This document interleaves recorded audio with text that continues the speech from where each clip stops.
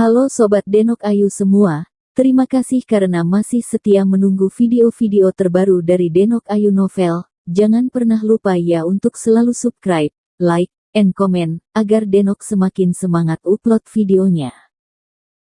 Bab 859. Xiao Hong secara alami mendengar tentang Li Qianjue, putra tertua dan penanggung jawab grup Li, dan dia juga telah melihat beberapa wawancara dengan Li Qianjue, jadi dia dapat mengenali Li Qianjue dengan sekilas. Li Qianjue tertegun saat melihat Xiao Hong ini. Dia jelas sedikit terkejut. Dia tidak terburu-buru untuk berjabat tangan dengannya, dan bertanya pada Ye Qingmei dengan ragu, "Qingmei, ini?" "Oh, ini teman kuliahku, Zhao Xiao Hong." Ye Qingmei buru-buru memperkenalkan Li Qianzuo. "Sekarang saya bekerja di Biro Inspeksi dan Karantina." "Oh, halo."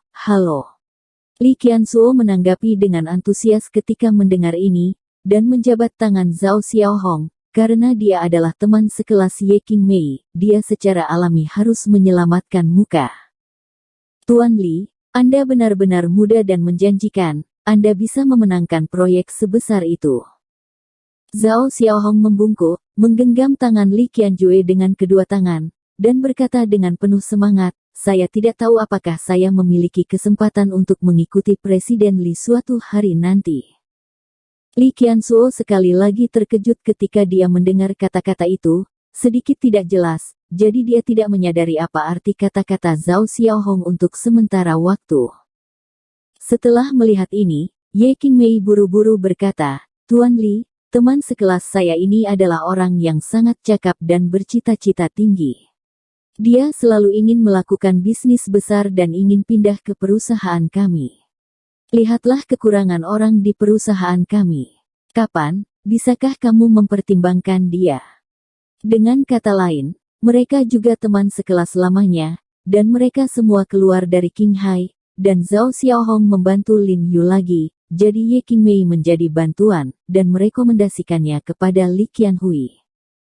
Zhao Xiaohong bahkan lebih bersemangat ketika dia mendengar kata-kata Ye Qingmei, dan menoleh untuk melihat Ye Qingmei, matanya penuh rasa terima kasih. "Qingmei, karena kamu merekomendasikannya, apalagi yang harus aku pertimbangkan? Aku akan menyapa pihak personalia dan melihat apakah ada lowongan. Mari kita atur langsung." Li Qianhui tersenyum sepenuh hati dan berkata bahwa hubungannya dengan Ye Qingmei dan Lin Yu luar biasa, jadi Ye Qingmei berbicara, dia secara alami ingin menyelamatkan muka. Ekspresi Zhao Xiaohong seketika menjadi bingung, dan tubuhnya yang gembira bergetar, dan dia dengan penuh syukur berkata kepada Li Qianjue, "Terima kasih, Tuan Li, Tuan Li." "Kakak Li, kenapa kamu di sini?"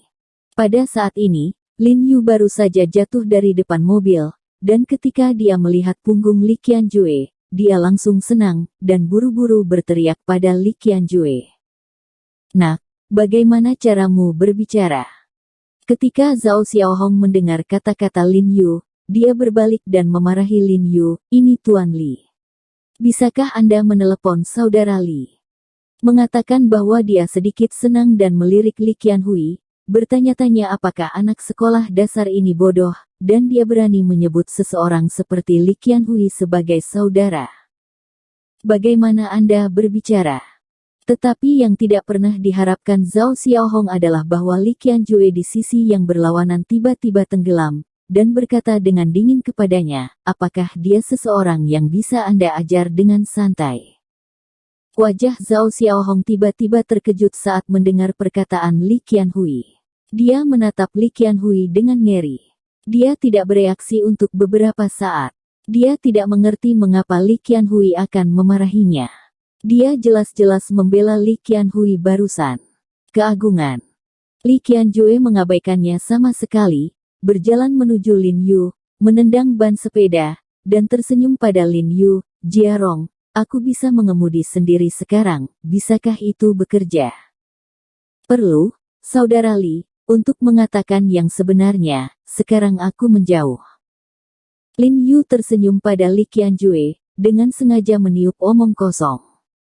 "Sungguh, banyak sekali goresan di mobil ini. Li Qianhui tiba-tiba tertawa gembira. Mereka yang tidak tahu mengira kamu sedang mengendarai mobil bemper.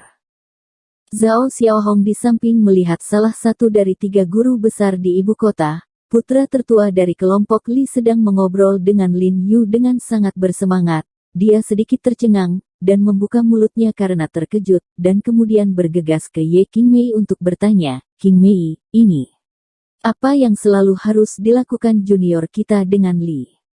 Teman dan partner yang baik." Ye Qingmei menyeringai, dan tidak berbohong kepada Zhao Xiaohong, dan berkata dengan jujur, "Sebenarnya, Jiarong juga memiliki sebagian besar tempat ini dan grup Li, dan juga salah satu bos di sini." Apa? Zhao Xiaohong tiba-tiba terhuyung-huyung dan hampir meraih tanah.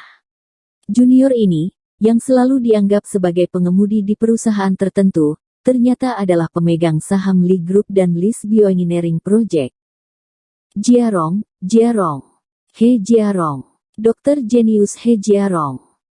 Zhao Xiaohong meneriakkan nama Lin Yu 2 kali, lalu menggigil seperti sengatan listrik, tiba-tiba menoleh dan berkata kepada Ye Qingmei, dia adalah He Jiarong. Karena dia sangat merindukan proyek bioteknologi Li, dia tentu tahu bahwa saudara laki-laki dan rekan Li Qianjue yang baik adalah Dr. Genius kecil Hui Sengtang, He Jiarong. Tetapi karena Lin Yu terlalu rendah hati pada hari kerja, dia hampir tidak pernah menerima wawancara. Jadi saya tidak mengenali Lin Yu pada awalnya, tapi saya merasa bahwa Ye Qingmei merasa tidak asing saat dia berkata, "Jiarong." Baru kemudian dia menyadari bahwa Jiarong ini adalah He Jiarong yang terkenal. Ye Qingmei tersenyum ringan padanya dan mengangguk. Zhao Xiaohong membuka mulutnya lebar-lebar karena terkejut. Untuk beberapa saat, dia merasa otaknya kosong. Ketika dia mengingat kata-kata yang baru saja dia katakan kepada Lin Yu, wajahnya memerah dan dahinya berlumuran keringat dingin, jantungnya berdebar-debar. Pemegang saham utama mengatakan hal semacam itu, mereka sangat sembrono. Anda tahu, sekarang yang menyinggung He Jiarong dan Presiden He bukanlah pertanyaan apakah dia dapat bekerja di proyek bioteknologi Li, tetapi pertanyaan bahwa dia bahkan tidak bisa mempertahankan pekerjaan Biro Inspeksi dan Karantina. Energi yang dilepaskan oleh sosok seperti Li Qiansuo dan He Jiarong bukanlah sesuatu yang bisa dia tanggung. Memikirkan hal ini, dia buru-buru menyeka keringat dari kepalanya, bergegas ke mobil Lin Yu, membungkuk dan meminta maaf kepada Lin Yu lagi dan lagi. "He, Tuan He, jangan pedulikan penjahat, jangan. Jangan akrab dengan saya. Dia sangat gugup sehingga dia berjongkok sebentar sambil berbicara. Lin Yu tidak bisa membantu tetapi menyeringai ketika dia melihatnya gugup, dan berkata, "Senior, ada apa denganmu? Aku tidak tahu kamu adalah He Jiarong dan Presiden He. Jadi aku hanya..." Kulit Zhao Xiaohong pucat dan menakutkan. "Senior, apa yang kamu katakan padaku, tidak masalah." Lin Yu melambaikan tangannya padanya, mengetahui bahwa dia sudah mengetahui identitasnya, dan berkata sambil tersenyum, "Saya hanya berpikir, Anda dan Sister Qingmei, apakah Anda harus menjaga jarak di masa depan? Kalian berdua, benar-benar tidak pantas untuk pergi. Apakah terlalu dekat, bagaimana menurutmu?" Ketika Zhao Xiaohong mendengar ini, dia segera mengerti apa yang dimaksud Lin Yu, dan buru-buru mengangguk, Ya, menurut saya itu tidak pantas, itu terlalu tidak pantas, Tuan He, jangan khawatir, saya akan menjernihkan alis saya, tidak, Nona Ye, jaga jarak dari Nona Ye." Setelah tinggal di agensi untuk waktu yang lama, Zhao Xiaohong ini juga sangat pintar dan ramping, dan dia menjaga jarak dari Ye Qingmei langsung di alamatnya.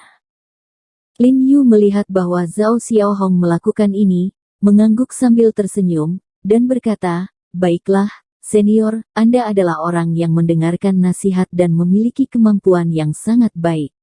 Saya memutuskan untuk mempekerjakan Anda untuk bekerja di laboratorium bioteknologi Li kami. Apakah Anda setuju?" "Setuju, tentu setuju." Zhao Xiaohong tampak sangat gembira dan mengangguk dengan tergesa-gesa, meskipun dia mengorbankan kesempatan untuk mengejar Dewi, dia cukup beruntung mendapatkan pekerjaan yang sudah lama dia inginkan, tetapi, dia juga tahu bahwa peluang untuk mengejar Ye Qingmei sangat kecil. Saudara Li, apakah Anda setuju? Lin Yu tersenyum dan bertanya pada Li Qiansui. Faktanya, Lin Yu masih mengenali kemampuan Zhao Xiaohong dalam bekerja. Meskipun dia tidak memahami tes laboratorium, dia dapat melihat bahwa Zhao Xiaohong hanya ada di laboratorium, dan Zhao Xiaohong sangat efisien dan beroperasi. Kemahiran instrumen juga sangat tinggi, itu adalah bakat individu. Anda juga bosnya, apakah Anda perlu bertanya kepada saya tentang masalah sepele ini? Li Qiansuo tersenyum dan bercanda, aku punya hal-hal penting, jadi aku harus meminta petunjukmu. Setelah itu, Lin Yu dan Li Qianzuo mengobrol sebentar, dan mereka mengatur makan malam bersama pada hari ketiga sekolah menengah pertama. Melihat langit semakin gelap, tidak ada penundaan lagi. Setelah berbicara dengan Li Qianzuo secara individu, dia pergi. Karena dia baru saja mendapat janji khusus dari Li Group, Zhao Xiaohong sangat bersemangat sehingga dia tidak menggunakan Lin Yu untuk mengirimnya pergi. Jadi dia langsung naik taksi ke kepala biro, berniat untuk berbicara dengan pemimpin tentang pergi.